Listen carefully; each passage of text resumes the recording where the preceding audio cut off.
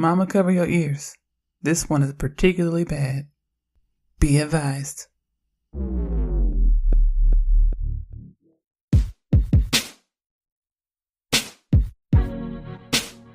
Hey y'all, I'm Jenn.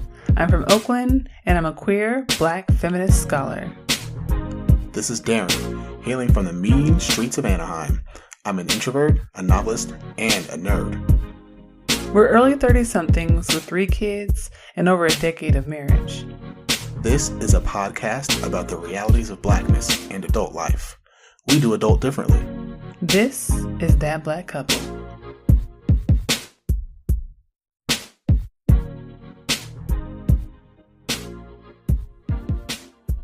Greetings. How y'all doing? It's time to grab a protein smoothie. A protein smoothie, okay. Yeah, I was watching that new, is it Flip or Flop? Yeah, Flip or Flop Fort Worth. Fort Worth with the black couple. Mm-hmm. And she was talking about how she was going to go grab a smoothie. And then I realized ain't no smoothie places nearby us. And it made me sad. Yeah. Yeah. And we tried to get that smoothie at one time when we first moved here. It has celery in it. It has celery in it. Ooh. It has celery in it. Don't ever drink a smoothie with celery in it. It has celery. It has strings. Ugh. And so, yeah. So I want y'all to grab a protein smoothie so we can be healthy. You know, get a smoothie with a protein boost. Something to make us, like, fortified. This is a very serious episode. Serious episode. Your health. Yep. Yeah. So we're talking about football today. Something I know more than I would like to know about. Still not very much. Still not very much about the actual sport. But the industry and the system, I know a lot. Oh, you know all about that. Oh, a lot about that. So grab your smoothie and have a seat. This is That Black Couple. I'm Jenn. I'm Daren. And before we get started, make sure you follow us on Twitter and Instagram at That BLK Couple, on Facebook at That Black Couple, and look us up on the internets at www.thatblackcouple.com. You can stream episodes on Google Play, Apple iTunes, Stitcher, and SoundCloud. And you have to rate us high because that's what all of our ancestors would have wanted. And they are watching you. That's so ominous. I know, it's ominous on purpose. Did you just say all of our ancestors would have wanted that? Yeah, they would want you to be supporting our podcast. I mean, I don't disagree, but I just feel like that was so dramatic. It was. And they better rate us high. I agree. So on today's episode, we're talking about why our household is a no football household. And first things first, we'll talk about emerging news around medical issues associated with the game of football, specifically in the NFL. Then, in the conversation, we'll discuss all the problematic aspects of professional football that are damaging to Black folks in particular. Lastly, in the reflection, we'll relate our personal experiences with football because one of us actually played it, and the other of us was reading books. We have written a few articles at watercoolerconvos.com, that's watercoolerconvos.com, covering today's topics, and we'll cover some sources from the internet as well. We'll make sure to drop all those links in the show notes for you. Let's go. Let's go. All right, so it's first things first. And the way that we came to this episode is this is not the first time we've talked about this, but, you know, I saw an article on Hernandez that really, I mean, it had me feeling a type of way. And it's because it had a lot of the gory details about CTE in the article. So I want to give some background. The article was published in Washington Post on November 9th. And it details the conditions surrounding Aaron Hernandez's death by suicide. So he died in April 2017 after being acquitted for a double homicide related to an altercation in a Boston club in 2012. But he was also serving a life sentence for the death of Odin Lloyd. So he had had multiple interactions that resulted in the deaths of others. And he had a lot of issues with domestic violence as well. So after Hernandez's death, doctors found that the 27-year-old's brain, he's an ex-New England Patriots player. His brain had severe damage and he had stage 3 CTE. It was actually so severe that they had never seen a case of damage that bad in a person younger than 46 years old. So they were literally shocked. They were aghast at the damage they saw in his brain. The damage to his brain was so bad to his frontal lobe that it could have affected his ability to moderate his behavior and to make decisions.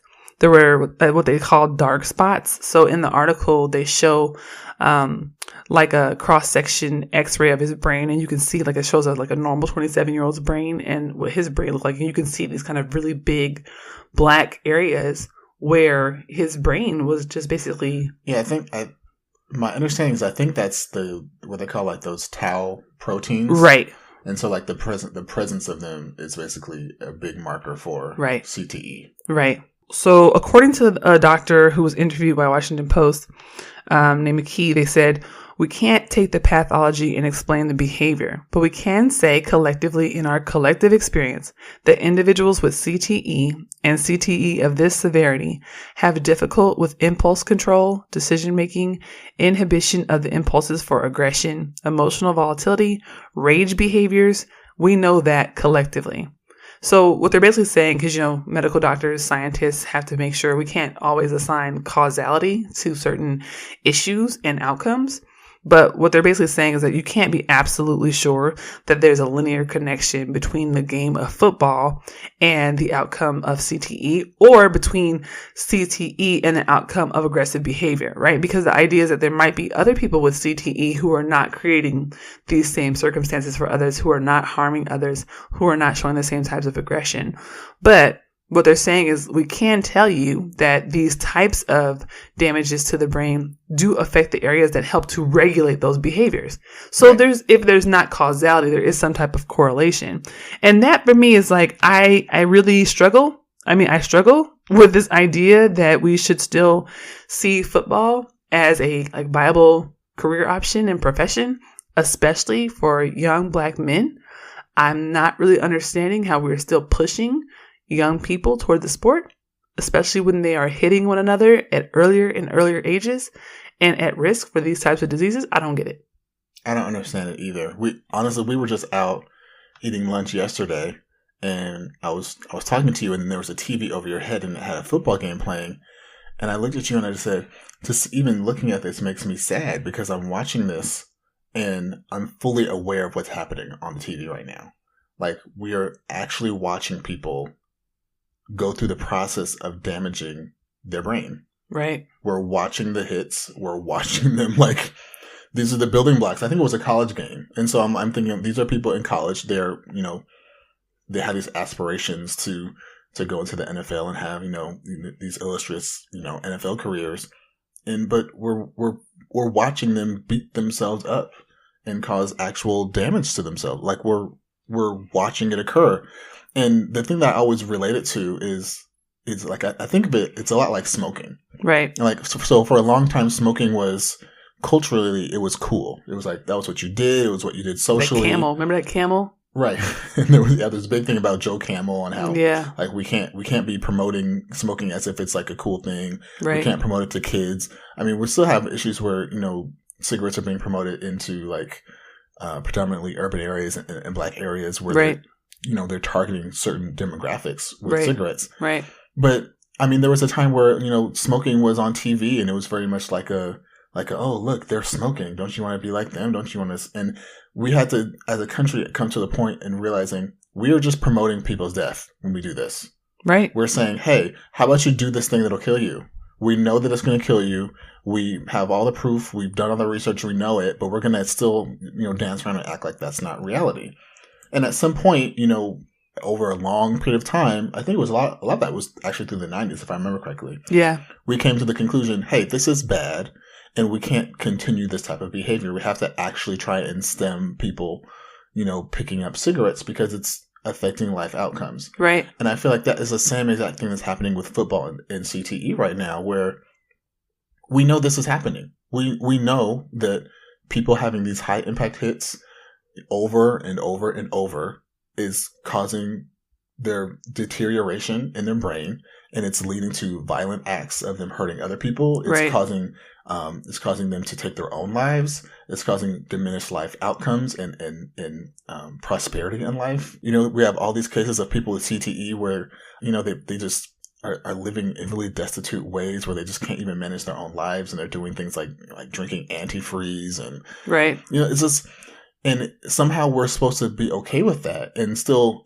show up on Monday and Sunday nights and say, "Hey, Monday Night Football, let's watch the game and let's root for, the Patriots." And right. I don't know how we delink those two things. Right. And just to be clear, so CTE stands for chronic traumatic encephalopathy. So according to Boston University, it's a progressive degenerative disease of the brain found in people with a history of repetitive brain trauma, often athletes, including symptomatic concussions, as well as asymptomatic subconcussive hits to the head that do not cause symptoms. I really want to focus on that last part, because what they're saying is that there are ways that you can have symptoms of a concussion, right? So you have someone who passes out, someone who faints, someone's eyes roll back in the back of their head. But CTE is actually very dangerous and more implicit, because it can also turn up in people who have had long careers who never showed signs of concussive issues, or people who, for all intents and purposes,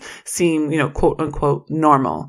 And because of repeated impacts to the head, their brains have degenerative issues, meaning that it causes the brain to corrode and develop harm against the body over time. Right. And people don't understand that the brain is already aging, right? The brain is already aging. But if you're 20 something years old, 18 years old, and you're taking these hard hits to your head, and you're causing damage to your head in your early 20s, in your 30s, by the time you hit 40, you've pushed your brain to limits that most people's brains don't actually get to in their actual lifespan. Adds to the fact that you are also aging in the ways that bodies already age. Just right? natural. Just natural. So for me, I'm just like, how do we continue to think about football? How do we continue to think about football as something that we actually are championing, that we like watching, that we're excited about? Honestly, I actually don't get it. I just genuinely don't get it. I mean, listen, we sat down, we watched the movie. Will Smith made a whole movie. He had the questionable accent. Mm-hmm. It was called Concussion. It was a good movie. I thought it was a good movie. I thought you did a good enjoyed job. it. A lot of the critics came for it, and they tried to. I thought it was good. They said it wasn't that great. I was very taken aback at how good the movie was, Mm-hmm. and I think it actually did a really great job of chronicling how difficult it was, even just to say, look at what is happening to these people. This is directly related to the activities that they participated in. It's from taking hits over and over again in football, right, that has now led to them having these tragic life outcomes. Right. And what I don't understand is when we're in a point in life where we've had a major motion picture movie starring Will Smith, mm-hmm. of all people, Will Smith, a major movie star. It's not like this movie was like under the radar, or it was some indie film that was only shown on 20 screens. Mm-hmm. Like, this was a nationwide, worldwide mainstream film. Yeah. It was up for Oscars. Mm-hmm. Yeah, and still we're strapping up our kids, putting helmets on them and pads, and pushing them out to the field and saying, go take a hit and go. Like, I don't understand. I don't either. And I guess that's why we work, because ain't no way. And my kids ain't doing it. No. And I mean, listen, like, the episode is about why our household is a non-football household. And that's not just that we don't put our kids in it. We also don't watch it. Right. We also don't watch football. We also don't buy into the whole fantasy football thing. I mean, there's a lot of issues that I have with this whole idea that we just trading people around. Like, that whole process to me is very problematic. The whole culture around football to me is just really makes me very uncomfortable. And we can get into that more deeply in the conversation. But I think that it needs to be a conversation, and that's why we're talking about it. I think that, especially as more data is coming out, and as we have, the culture of Pop Warner, we have the culture of young people. I know growing up, where I grew up, a lot of young people play football. It's a normal thing. Football, basketball, and people see that as your ticket out the hood. That's your ticket out the hood, And when we have those kind of ideas, what do we then kind of in some ways condone? And when kids are out here having concussions, taking these hard hits as young kids, and by the time they get to their 20s and 30s, they're having a hard time with memory, they're having a hard time with controlling their aggression or whatever, then we see the implications for the people who are around them, their loved ones. Yep. This is a much larger conversation, and that's why we're talking about it today.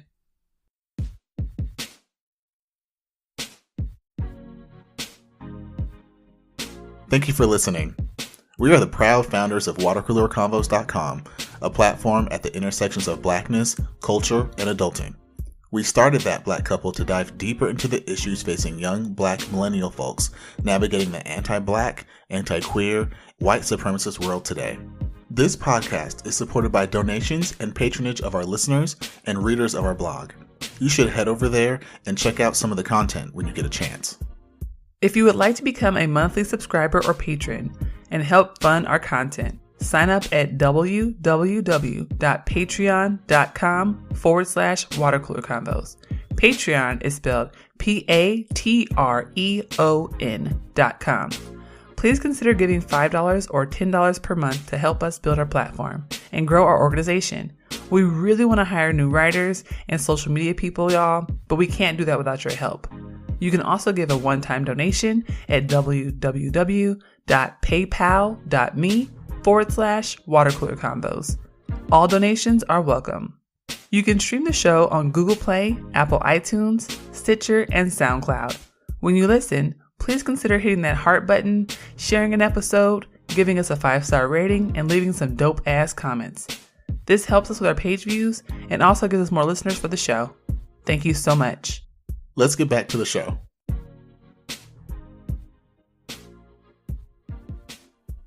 All right, we're back, and it's time for the conversation.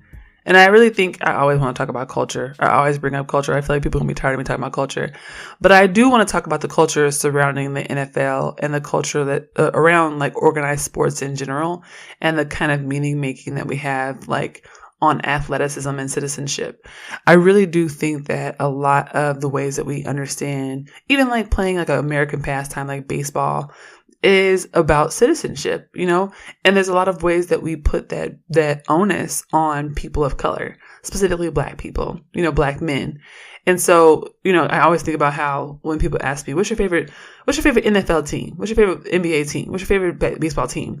And how everyone always says like, if you don't have anything else in common with somebody, at least you can talk about sports. Right. You know, like that's the American thing. You know, that's a marker of citizenship. If you don't have anything else you can talk to someone about, if you're different racial groups and you don't agree on politics, you can always talk about sports.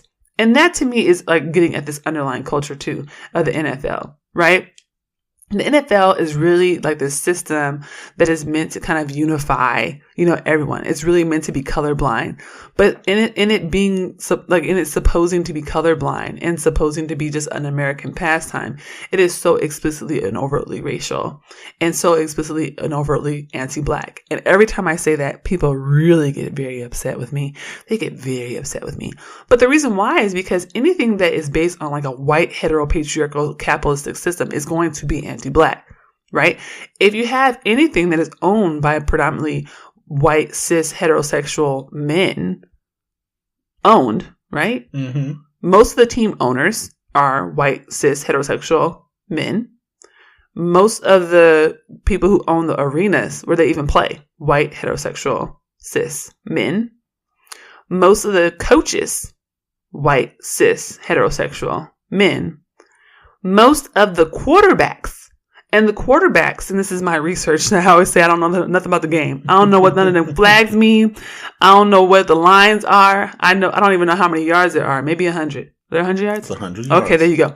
But I barely know the rules. But I do know that most of the quarterbacks are also white, cis, heterosexual men.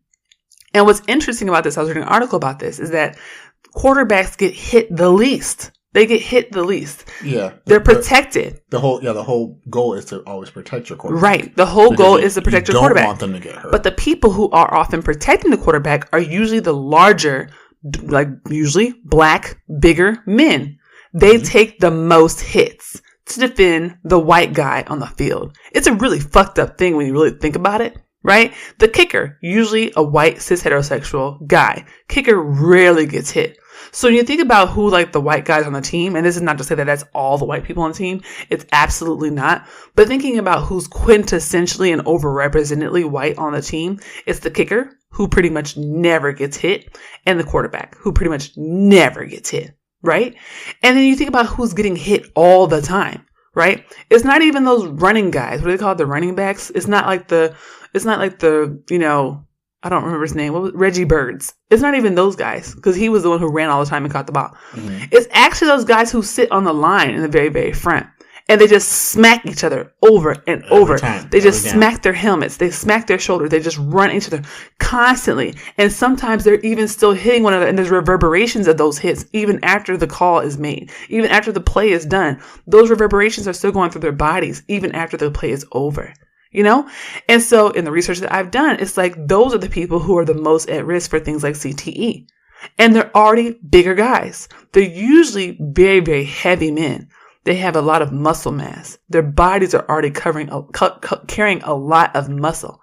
Their bodies are working really, really hard. Mm-hmm. And then you add the fact that they're smashing into each other, 300 pounds of somebody else smashing into you. And you already sitting out there in who knows what kind of weather with who knows how many pounds of padding and helmets on your body. You know, I'm just like, think about the conditions. We're not even talking about just the basic logistics of being a big, black, heavy, muscular guy on the field in charge of protecting the white man. Right? Right. And the white man's investment. Right? Protect the white quarterback, protect the white coach, protect the white team owner.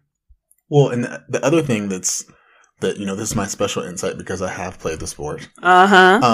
There's, a lot of times when you talk about football, people talk about what happens on the field, like what happens on game day and what they're seeing on TV. Right. What you also have to remember is there's a lot of training that goes in, like on the back end, right? Just like any other sport, you go to practice, you're training, there's coaches running drills, right? You're doing all this stuff. You're doing almost always, you're doing all of this practice and training with all of your usual gear on. So there's all the heavy pads. Right. You have the helmet on. Right. You have all that gear on while you're doing all this practicing. Right. And then based upon which position you play, more often than not, you're also being trained to take a hit as well. Right. Right. So especially when you're talking about comparing certain players on the field to like quarterbacks. Quarterbacks are trained in how to avoid hits. Yeah. As if you watch football, you always see whenever the quarterback has to run, right? Mm-hmm. They always slide or they always dive, right? It's jump out the line. They jump out the side. How do you protect yourself so you don't get hurt, so no one actually hits you dead on, right? Let's make sure you stay healthy, safe, and pristine. Right. Every other player on the field is trained to not do that and actually to take the hit. When you think about those running backs, when they're running, I've been a running back and you're trained. Okay, you're running. Someone is trying to tackle you. Now, sometimes you try and dodge if you can. You try to get around them, but you're also trained to hunker down and to either accept the hit and try to absorb it and to keep going, or to push back and hit someone out of the way, right? It's more so about that conflict. I was also trained to be a linebacker. Always, it was like, how do you take the hit? How do you actually tackle someone? How do you get your force to take them down and hit them head on, right? Yeah. A lot of football training is about how to hit. Yeah. What the right way is, how to maximize the impact. Interesting. Right? And so when we're thinking about, CTE and all the damage and the repeated impacts, it's like, I always like to say, it's also not what you're seeing on the field. You have to also remember, everyone's going to practice every week too. And when you're doing those practices, a lot of times it's the repeated hit. I remember when I was doing linebacker training, it was literally we would stand in the line and we would take turns hitting. That's horrible. Over and over and over. I can't even imagine. And that's the practice, right? And so that's not in a competitive situation where there's, a team you're looking at across the field that you're trying to beat. These are people that you're playing on your own team with that you're hitting, right? And so you compound that with what you then see on the field, and you think about how many hits someone is taking just on a weekly basis. Right. It's terrifying. I can't even imagine. And I think about all the stories you hear about people who are in practice and just faint and never wake up. Right. And you hear that kids in high school faint, pass out, never wake up, dying of things like heat stroke, things like dehydration.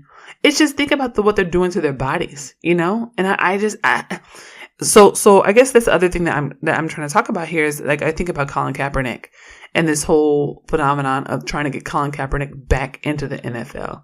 I really struggle with it. I've written an article about this where I'm like, if he's really about Black lives, he wouldn't go back. I really don't believe that you can, like Audrey said, Audre Lorde, the master's tools will never bring down the master's house. Right. And I don't understand how going back into the NFL will inherently disrupt or dismantle the functions of the NFL, which are inherently anti-Black, which are inherently patriarchal. Yeah, I feel like Colin Kaepernick getting back on an NFL team is not a win. No. It's not a win for him because we're putting him back in danger. Right? It's not a win for the movement and what he was protesting because what happens then? Like, right. That doesn't make anyone actually change or do anything. It's just like, okay, we'll let you keep playing. And here's the thing. So when I say that the NFL is inherently anti-Black, what I'm saying is the NFL is a system. It functions to monetize the physical, mental, and emotional labor of Black people without reinvesting or rebuilding Black communities or in any way seeking reparations or restorative justice for Black diasporic peoples. Meanwhile, we're all sitting here watching the stories come out about CTE, watching 40-year-old athletes die by suicide after years of taking hard hits for white team owners and coaches, and we aren't really even conditioned to ask questions about it because we're told that they signed up for that. Or they got paid, however many millions of dollars. And because there's some type of cash transaction. So because they bought into the system, because they were part of a capitalistic churn, right? Because they agreed to be a cog in the wheel of white supremacist capitalism, then that makes it okay that they die at 36 years old, that their brains systematically corroded and no longer functions. And that by the time that they were dying, they didn't even recognize their own child. Like that to me is inherently anti-Black. And I feel like the culture that we're talking about, like anti-Blackness tells us that that's okay, right? Anti-Blackness teaches us that that's better than not having money, right? Because it's like assimilating into whiteness in some ways. Right. It's performing citizenship in some ways, right? Because at least then the white people like you, right? Now people know your name. Now you're popular. Now they want to trade you on cards. They still think of you as just some nigga, right? Richard Sherman said that. Richard Sherman said, when you call me a thug, you really trying to call me a nigga. He said that. I know he didn't change his mind now. Well, because we saw what happened when he said it. Right. Cam Newton said the same thing. They all say the same thing and they just basically get cussed back in line, basically. But I'm like, there's this kind of unspoken thing where we understand that the system is inherently anti-Black. And even though they're getting nice paychecks, right? People go, oh, don't compare the NFL to slavery. In slavery, they didn't get any money. Literally, that's all you got. That's it. They got a paycheck. Y'all are so fucking corny. Y'all are so fucking corny because that's what we remember about slavery, right? When we read the history books, we go, oh, wow, they wasn't getting paid for this labor. The terror, the absolute unbridled terror of slavery would have been better if they just got a paycheck. Well, I'll do you one better. Okay, let's not say it's slavery. It's not slavery. Let's just say it's sharecropping then. Right. Is that better? Exactly. Because debt peonage and sharecropping was a derivative of slavery. Exactly. It was slavery without the law. It was slavery by another name. That's what Douglas Blackman called it, right? A whole book about debt peonage and it being basically slavery by another name. And when we talk about the NFL, we can't reconcile the fact that they're making tons of money and that they're still being exploited. It's like we just can't really see how the two can exist because once some type of capitalistic enterprise is introduced, we're incapable of understanding how exploitation can still exist. And the other issue is like you think about the fact that there are people who work to this very day, people who work for companies who are paid a monetary sum. But then you look at the people who are at the top who get paid orders of magnitude more. You have right. That's how the real estate bubble burst. That's how the Wall Street bubble burst. We had people with golden parachutes who were basically killing companies who were leaving with hundreds of millions of dollars. Meanwhile, people at the bottom were making $35,000 and were getting laid off because of their decisions. Right? So it's not about making money. It's not about the fact that there's a transaction, there's a monetary transaction between, the folks who are actually taking the hits and the folks at the very top. I don't think that you can pay ransom money for CTE. I don't think that we should be paying ransom for that. That's a word. I'm just like, if this paycheck is giving me CTE, I'm like, are we okay with that? Or are we also anti-Black? And at what point do we grapple with that? At what point do we have to admit to ourselves, well, I mean, if somebody gave me $1 million, I would die at 36 with my brain corroding and not recognize my children too. Sure. Though that's why you have the conversation, because I think people don't want to link those things. They don't want to say all those things within the same breath. Right. Because it makes them uncomfortable. It does. It challenges them on the things that they love. Like, people love to watch football and they like to sit down with their family, and that's always been a tradition. And, they tailgate and they go to the game and they do all those things. And, they have such warm feelings and memories associated with all of that. But it's like, but you also have to realize that in doing that, you are supporting a system. Yeah. And the system that you are supporting is literally killing Black people. Listen, bitch. People got warm memories about lynchings. They took deviled eggs and shit and picnic baskets and watched lynchings. So what we gonna do? We just gonna use our warm memories to support systems of exploitation and murder and mayhem? I mean, that's what we're doing. I got warm memories about that time I watched somebody getting shot. Well, I mean, what's his name? Bob McNair. He's the owner of the Houston Texans NFL team. He's the one that went out when the take a knee movement's going on, and all these people are so upset, like, oh my gosh, how do you take a knee during the national anthem? It's such a terrible thing. And he's the owner who went out and said, this is just like letting the inmates. It's just like inmates running the prison. Yeah. When we talk about systems, like I need people to understand that this is what we're talking about. Listen, when he said he's an owner who basically related his own employees because he believes inmates that in a prison. Because he believes that he's basically saying, I'm the warden of a prison. Yep. And I'm not about to have no jailbreak. Yep. That's how he believes it. But that's what he believes. There are rules and standards that you all have to follow.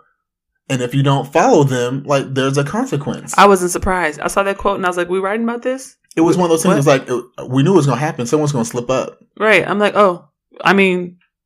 surprise face? Shock face? I mean, no, I'm not surprised. Of course they feel that way. How could white owners, white arena builders, white coaches, white quarterbacks, how could they all participate in the system for this long and not feel that way? I mean, let's just be honest. The NFL is a sport. Just like all sports, anyone that's participating, anyone that's an athlete in the sport is a commodity. It's a product. Right. And they work the product until it runs its course, and then they let it out to pasture. Right. Just like you think about like these horse races. Right. Where these horses, I mean, they're like in pain. Like it's not like they're just living leisure. These horses are run ragged. Right. And then when they can't keep up anymore, they just say, okay, bye, you're done. Right. And they just get a new horse and do the same. And that's what they're doing with these people. Right. And that's why I don't like making the comparison. I hate doing that. But it's not that we're making that comparison.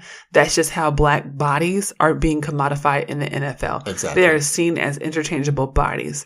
And we see their humanity, absolutely. Like, we see them as people. But that is not how the system operates. It's a system of churn. So, and I mean, if we're going to have this conversation, we have to have this conversation.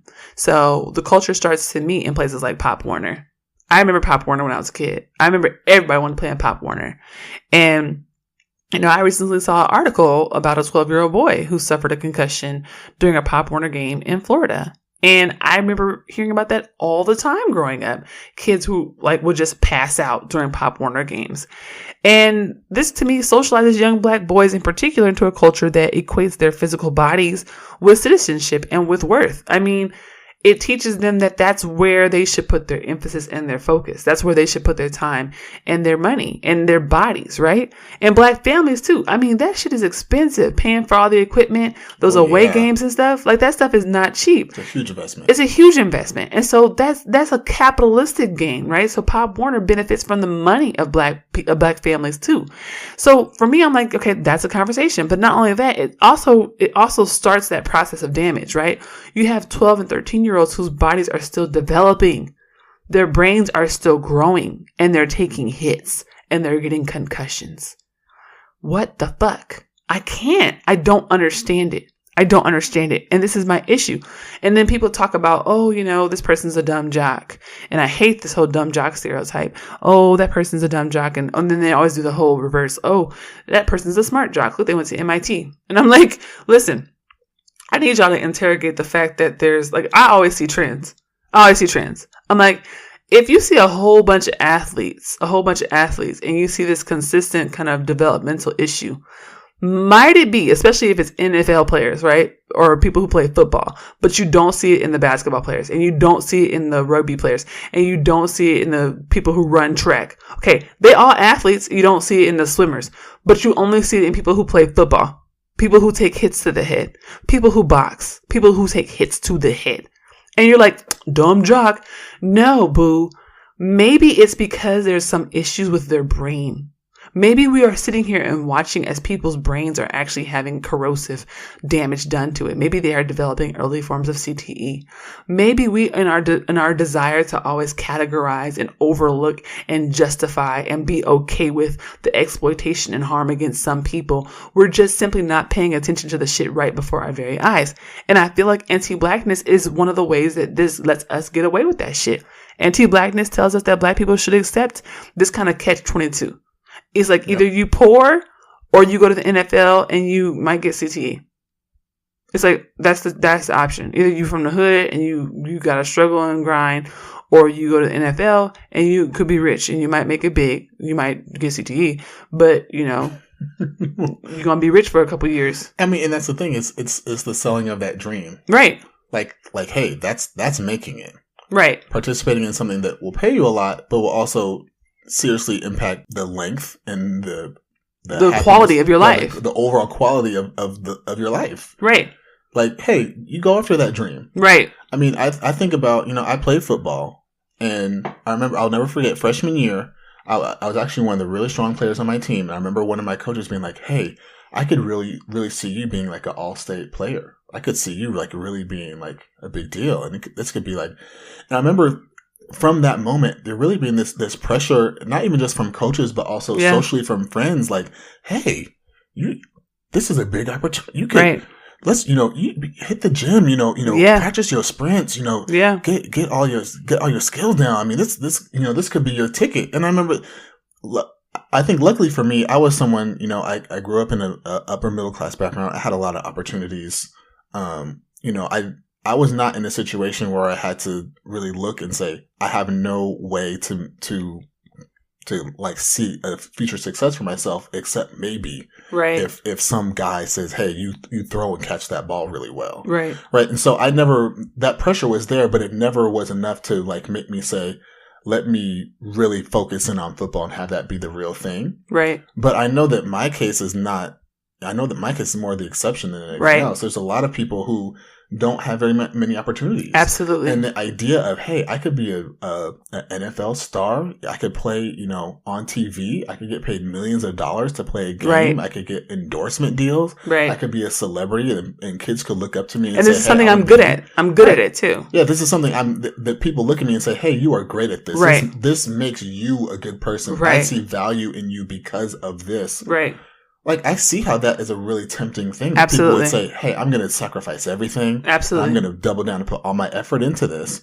And I think that is also kind of going back to what you said about dumb jocks. I think that stereotype can also be damaging in that way, where it's like, it's okay if you're a jock and you're dumb. Right. Because all we need you for is the jock part. Mm-hmm. Right. So we're not going to really necessarily invest in you being smart. It's not a big deal if your grades are great or not. Just make sure they're passing so you qualify for the game. Or not even that. At USC, child, they was not passing. The football players were not passing. Yeah, they weren't passing, but officially they're passing. I'm sure the report card looked fine. It looked right. They got degrees. Officially. We'll just say they got degrees. they made it through the program. Right. But I mean, I think that's the thing, right? You think of that dumb jock stereotype, like you said, it's like, there's a lot more there than like, oh, well, you're dumb, so maybe you can just go play a sport. Right. There's also like a disinvestment in people, and we just don't see the value in people. But it's also patriarchy, right? So, and I've talked about this on watercoolercombos.com too. I have an article where I talk about this kind of like the tenuousness. It's like there's a tension there because, on one side you have the fact that, overwhelmingly black men who play, in the NFL are being exploited. Absolutely. But at the same time, they have this proximity to whiteness and they have this kind of camaraderie with white male patriarchal systems that benefit them in a lot of ways. And, they can be abusive. There's a lot of harm that comes from that. And I always remember thinking about, my interactions with football players in high school and in college, and how they would get in classes and not do any work and still get good grades, and how the teachers, the professors, they knew the football players. And I had to work really hard for things that they got really easily. At USC, they had a special place where they ate and we had to eat with roaches and mice. Mm-hmm. Our eating facility, EVK, got shut down all the time. All the time. Everything that we were eating probably had all type of terrible stuff. No wonder we were sick all the damn time. I mean, our food was contaminated. You could taste it and tell it was contaminated. Right? But the football players were well taken care of, you know? And that's not rare. That's not rare, but it's because that's their commodity. That's their product. And so a lot of, you know, predominantly black, cis, heterosexual black men who play these sports, they end up kind of benefiting from that. And they benefit from that privilege. And everybody's not Marshawn Lynch. Shout out to Marshawn, though, because I went to high school with him. And he always been a good dude. He was a good dude in high school. He was always a good dude.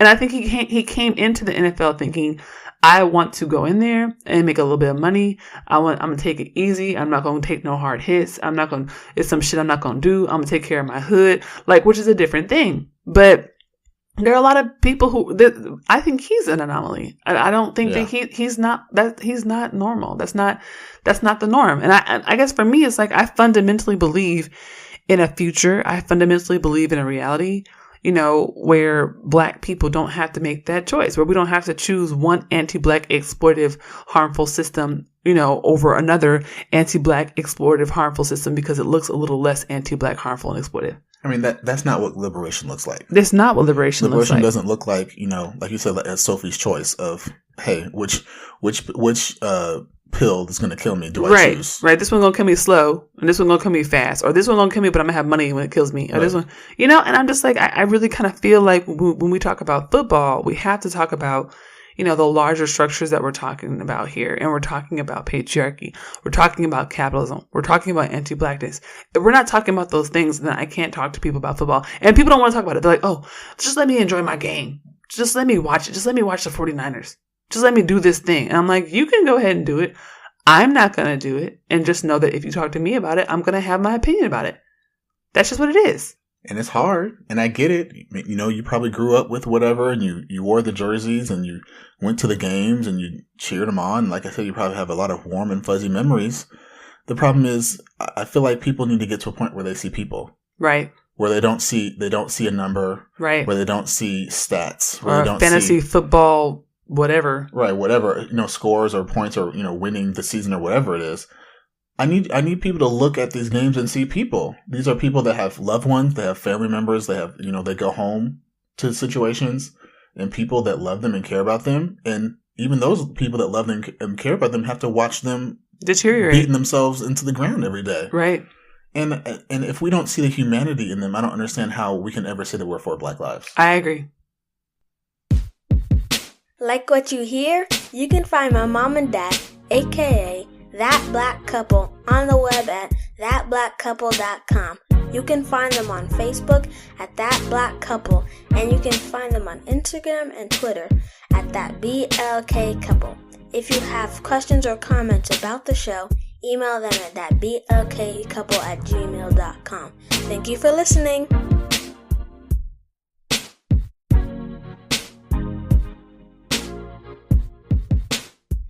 All right, so now it's time for the reflection. Yep. So, Jen, I know you don't really have like a lot of football memories. Nope. I don't think football was like mine was basketball. Big personal thing for you.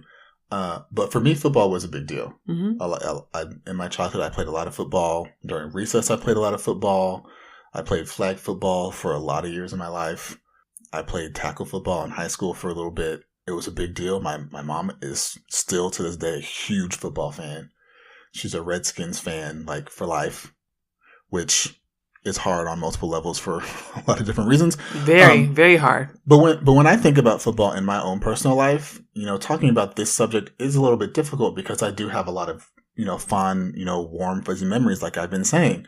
You know, I played football and I loved it. I enjoyed it. I liked the competitiveness. You know, I liked being out on the field and having that adrenaline rush. I also really liked the idea of playing football and being on a team. And when you play as a football team, it really is like a coordinated art to work with so many people and have all of these plans, you know, really come into fruition and work out. You really have to depend on everyone to win and really work as a team. And I really did like that. And I still look, you know, fondly on those times in a way. But at the same time, my most vivid memory of me playing football was when I was a freshman in high school.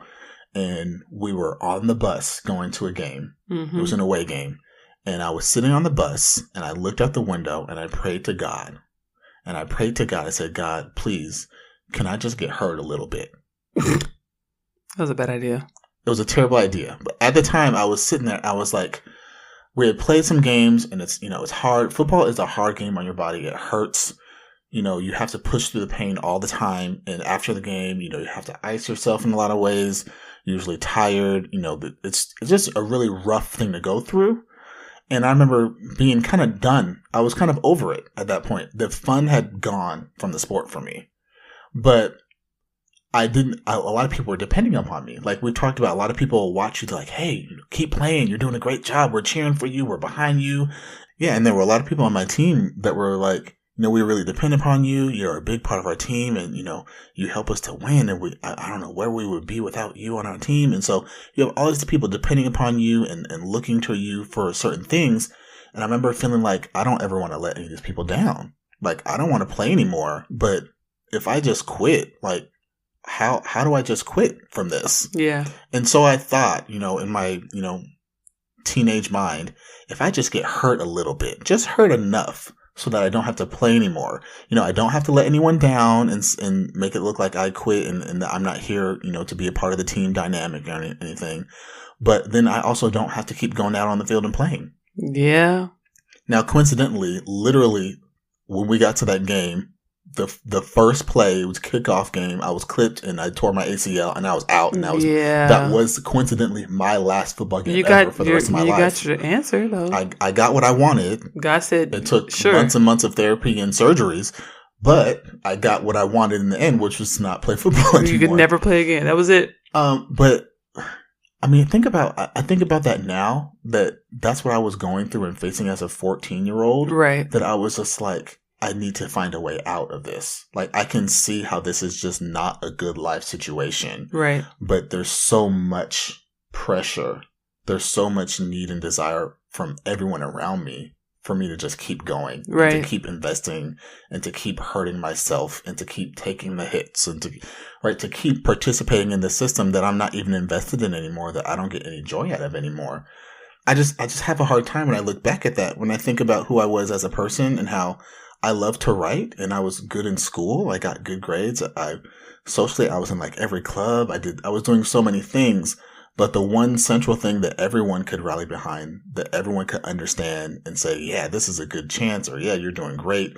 No matter whether there was someone in school or, parents or anyone that I just met in passing, was football, right? Yeah. It was a cultural touchstone that everyone could understand. Right. And to that end, like, it was a very easy way to get that general kind of sense of worth in any type of circle that I was in. Right. And to give that up in a way was hard.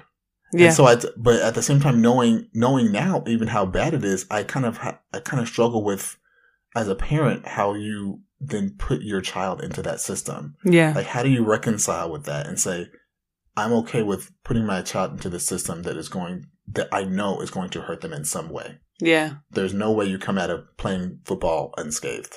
Yeah. You're going to get injured. You're going to get hurt. You're going to see some things you probably didn't want to see at a minimum.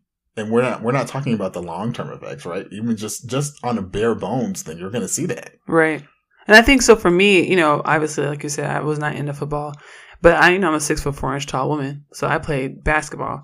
And I think in a gender perspective, the idea is that if you're tall and a woman, then you have to play basketball. It's like either you model or you play basketball. And I was super awkward. So they were like, oh, you can't model. Sorry. You can't play basketball. But, I think to your point of like feeling that worth and stuff, like I still have people to this very day who will talk about, I'm getting a PhD right now. I had open heart surgery, had 3 kids, did all this stuff. And to this very day, I go home and people are like, remember that time when you were 11 and you played basketball and you did that thing and you gripped the ball? And I'm looking there like, that's what you remember about me? Like, I'm 33. Okay. So that was the first third of my life. Yeah.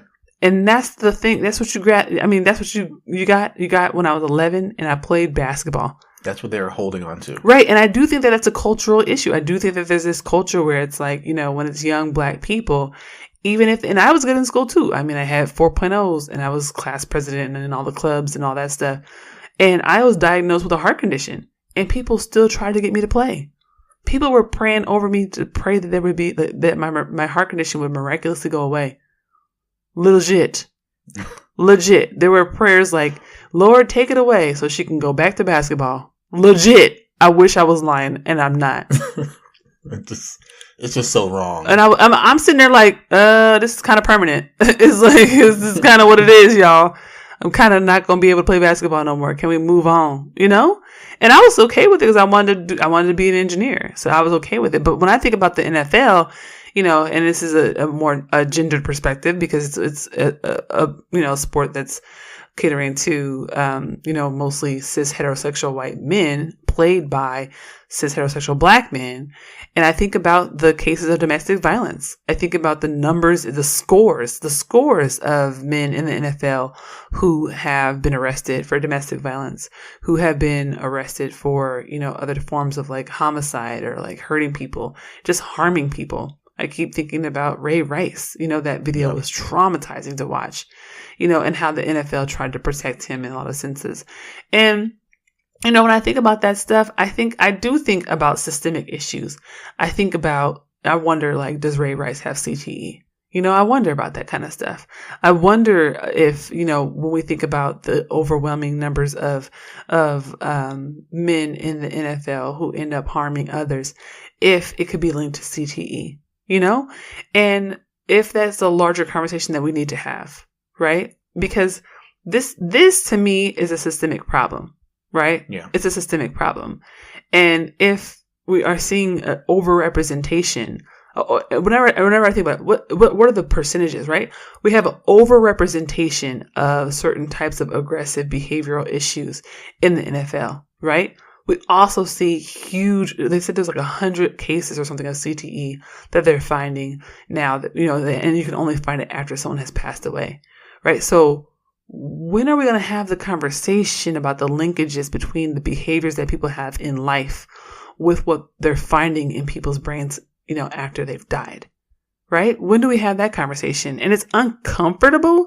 And that's another reason why a lot of people don't patronize the NFL, because of the violence against women and how the NFL has covered it up. Right? So you can have the conversation about the fact that these men are committing violence against women and the fact that they are harming people. But you have to have another separate conversation about how the NFL handles it, right? How the NFL works to basically silence women once it has happened, right?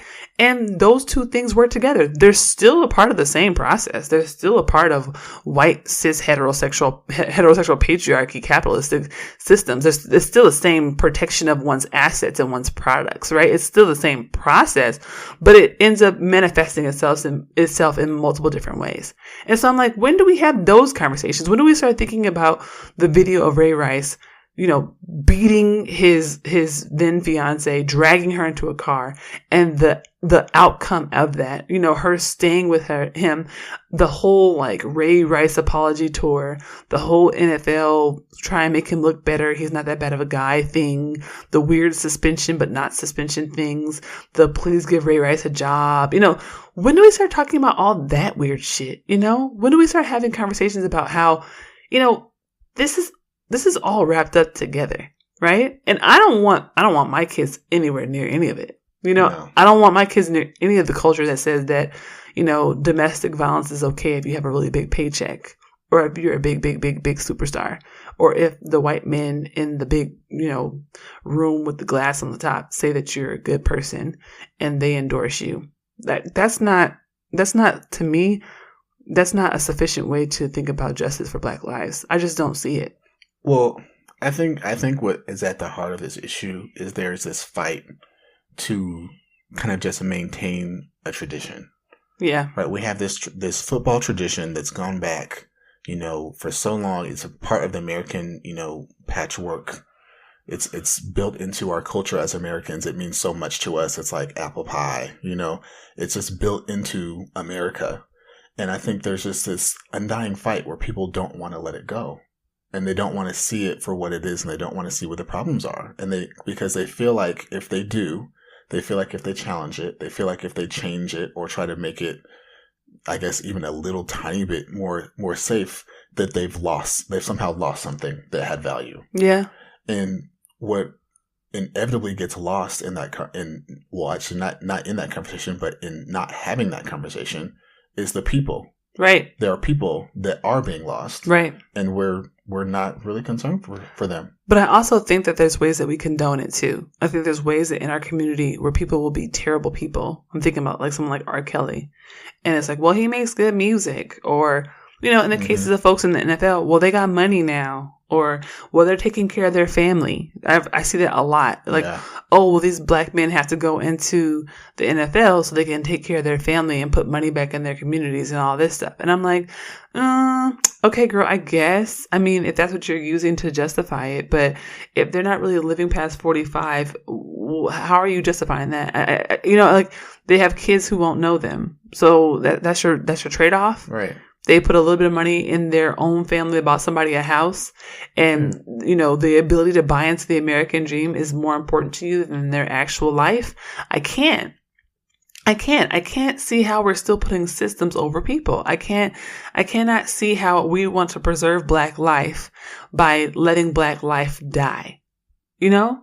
Oh, well, it's okay if this person has CTE or if they're at risk for CTE because, you know, they doing way better, you know, in the NFL than they would have in their hood. They might be killed or arrested if they stay in their hood. I'm like, so we're doing the maybes. Now we're doing the ifs. Mm-hmm. So you're looking at a surefire problem. It's right in front of your face. The NFL is a fucking problem. And you're like, well, that's better because if they stay at home, it's another maybe problem. I don't know. It might not have happened, but it could have. What are we doing? And that also feeds it right into the idea of there are no other options. Right.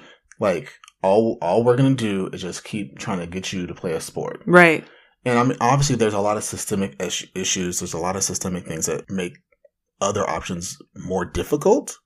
But let's also not act like getting into the NFL or the NBA is like easy. Right. Like, or like we're all everybody going to gets make in. it. Like, there's very few people who actually get in. Very few. And very few who are able to stay in once they get there. And also very few who actually make a lot of money once they're there. A lot of those rookies don't actually become big stars. They don't. Mm-hmm. But also I think when we think about that stuff, when we think about this whole like idea of, well, at least they out the hood thing, white supremacy benefits from that type of mentality, right? So white supremacy says, oh, well, I can get you out the hood, so I'm gonna dangle this carrot, and even though it's really an old, moldy ass, rugged, you know, run down ass, raggedy ass carrot, I'm gonna dangle it, but I know it's better than that no carrot you got over there. So, you know, and I feel like that's how a lot of the shit that we end up going through in these kind of larger societal experiences with white supremacy, and specifically with like organized sports, where we end up having to take, you know, stuff that we deserve better. We deserve better. That's why I'm always like, just tear the whole shit down. Just tear the whole shit down. Just don't participate. Just don't participate. Just imagine if enough folks in the NFL just said, we're not playing because y'all don't care about us. We getting CTE and y'all not even trying to prevent that shit. Y'all not even trying to change the sport or change the padding or change the number of games we have to play or how frequently we play. You're not even trying to think about any rules or new systems or anything to help preserve our lives. I mean, for the longest, they were just trying to even deny that it was real. Right. So, right. Just imagine if they were like, yo, we're not going to play until you all recognize us as actual people. You know, when we're actually able to take care of ourselves and see our families, and you actually give us mental health counseling, and you actually give us x-rays and MRIs and whatever we need to make sure that our brains are not having any growth or that we're not having any sustained swelling or anything like that on our brains, that we actually get to be full humans, you know, full humans. And if they're like, no, we're not doing that, then fuck the NFL. Why are you still playing in it then? I just don't understand. Like, no other profession are we expected to just walk into work and they basically like, well, I see your leg is broken, but it's not really broken. And we're going to change the word for broken and now it's going to be like fixed. I see your leg is fixed. And that's what the NFL is doing. You know, like they're watching people who, you know, Junior Seau, you know, people who are big time stars. I didn't even know nothing about the NFL, but I knew who Seau was. You know, big time stars who are saying something is wrong with me. Something is wrong with me. And, you know, and I can't take it anymore. I can't take it anymore. And I hope that I don't die in vain. I need you all to change something because this can't keep happening to people who I'm playing football with. I love my brothers and I can't have this happening to them anymore. And they're still like, well, moving on.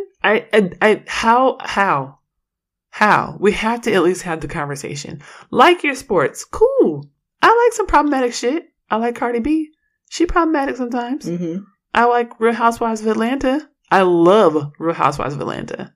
And I know that there's some problems with that. But I can have the conversation. We need to have the conversation. All right. Thank y'all for listening. But before you go, make sure you follow us on Twitter and Instagram at ThatBLKCouple, on Facebook at ThatBlackCouple, and look us up on the internets at www.thatblackcouple.com. You can stream episodes on Google Play, Apple iTunes, Stitcher, and SoundCloud. And you have to rate us high because I do not like ugly because God don't like ugly. And bad ratings, they are ugly.